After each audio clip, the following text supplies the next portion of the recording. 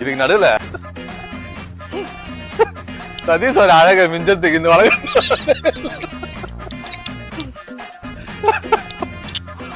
கொட்டு கொட்டு நிறைய கொட்டு வா வேற மாதிரி பண்றானா சதீஷ்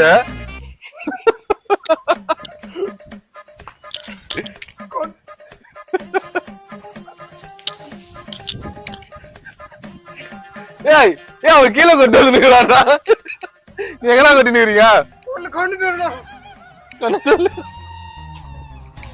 கண்ணு தெரியாம ஒருத்தர் வந்து இவ்வளவு டிராவல் பண்றாருன்றது வந்து சூப்பர். என்னடா மூச்சு